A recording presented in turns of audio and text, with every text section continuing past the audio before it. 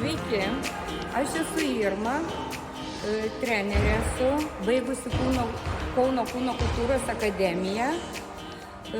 Sportuoju jau 50 metų ir pati, pasaulio lietuvių žaidynių čempionė lauko teniso, taip pat žaidžiu stalo tenisą ir todėl labai smagu visas žinias perduoti vaikams. Mokau ir lauko teniso, ir stalo teniso, įvairius judriuosius žaidimus. Pastebėjau tokį dalyką, kada aš sportavau, pati pradėjau sportuoti 5 klasiai, iš mūsų tais laikais reikalavo aukštų rezultatų.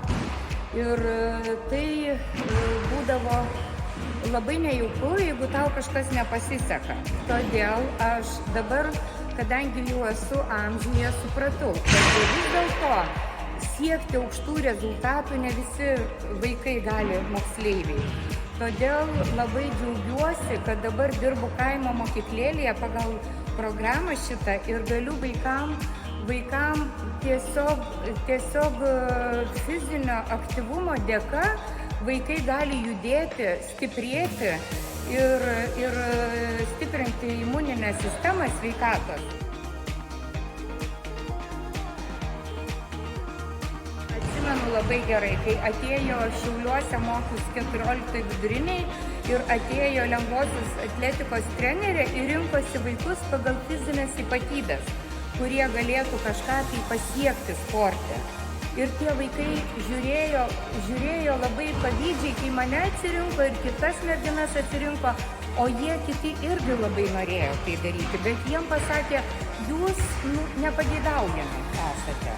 Tai va tą labai gerai atsimenu, tai aš taip stengiausi bėgti, atsimenu, kad tik mane atsirinktų trenerė.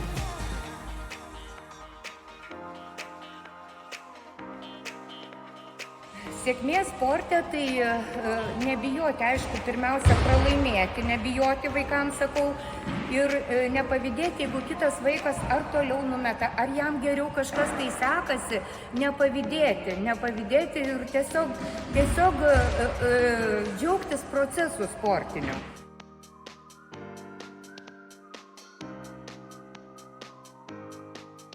Treneriu atsirinkau profesiją, nes labai man pats procesas patinka sportuoti. Aš ir dabar žaidžiu ir lauko tenisą, ir stalo tenisą, ir vaikus mokinu raketę laikyti, ir su kamuoliu.